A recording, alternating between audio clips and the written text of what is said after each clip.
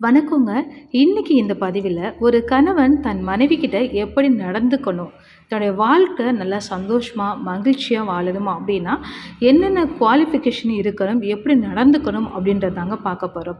So இந்த video பார்த்தோன்னே, "என்னடா இவ அட்வைஸ் பண்ண வந்துட்டா?" அப்படின்னு நினைக்காதீங்க. பட் கணவன், மனைவி உறவு அப்படின்னாலே நிறைய விஷயங்கள் கண்டிப்பா நம்ம புரிஞ்சிருக்கணுங்க. நிறைய பேருக்கு இந்த விஷயங்கள் தெரியாம கூட இருக்கலாம். ஸோ கண்டிப்பா ஆண்களே, நீங்க கல்யாணம் ஆக போகுது, இல்ல கல்யாணம் ஆயிருச்சு அப்படின்னாலும் இந்த வீடியோவை பார்த்து உங்கள் மனைவி கிட்ட எப்படி அன்பாக நடந்துக்கிறது, உங்கள் மனைவி மனசில் எப்படி இடம் பிடிக்கிறது அப்படின்றத தெரிஞ்சுக்கோங்க. ஸோ வாழ்க்கையை சந்தோஷமாக பழகிக்கோங்க. ஸோ இப்போ வாங்க வீடியோக்குள்ளே போகலாம். ஒரு சிறந்த கணவன் அப்படின்றது மனைவியின் உணர்வுகளை புரிந்து கொண்டு நிபந்தனையற்ற அன்பு, மரியாதை, நம்பிக்கை மற்றும் ஆதரவை அளிப்பவராக இருக்க வேண்டுங்க. இருவருக்கும் இடையிலான புரிதல், விட்டுக்கொடுத்தல் மற்றும் பாசமான அணுகுமுறை குடும்பத்தின் மகிழ்ச்சிக்கும் மன ஒற்றுமைக்கும் வழிவகுக்கும். ஒரு நல்ல கணவனின் முக்கிய பண்புகள் என்ன அப்படின்றத பார்க்கலாங்க. ஃபர்ஸ்ட் அன்பும் மரியாதையும்.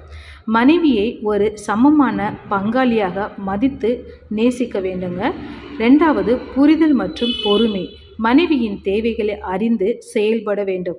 கருத்து வேறுபாடுகள் ஏற்படும் போது பொறுமையுடன் அணுக வேண்டுங்க. மூன்றாவது, நம்பிக்கை மற்றும் நேர்மை. உறவில் முழுமையான விசுவாசத்துடன் இருக்க வேண்டுங்க. அடுத்து, ஆதரவு. வீட்டின் பொறுப்புகளில் பங்கு கொண்டு மன அழுத்தமான நேரங்களில் மனைவியின் உணர்வுகளை புரிந்து கொண்டு உங்கள் மனைவிக்கு ஒரு நல்ல ஆதரவாக கண்டிப்பாக இருக்கணுங்க.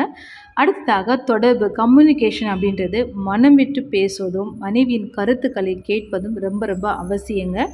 ஃபைனலாக, பாராட்டுக்கள். சிறிய விஷயங்களையும் பாராட்டி அன்பை வெளிப்படுத்த வேண்டுங்க. ஸோ இந்த மாதிரி நீங்கள் உங்கள் மனைவி கிட்ட நடந்துக்கிறது மூலியமாக கண்டிப்பாக உங்களுக்கான அன்பும் உங்களுக்கான அரவணைப்பும் உங்கள் மனைவி கிட்ட இருந்தால் கட்டாயமாக கிடைக்குங்க. ஸோ ட்ரை பண்ணி பாருங்கள். ஸோ நிஜமாக உங்கள் வாழ்க்கை ரொம்ப சந்தோஷமாக மாறும். இந்த பதிவு பிடிச்சிருந்ததுன்னா ஒரு லைக் பண்ணுங்கள் அண்ட் ஷேர் பண்ணுங்கள்.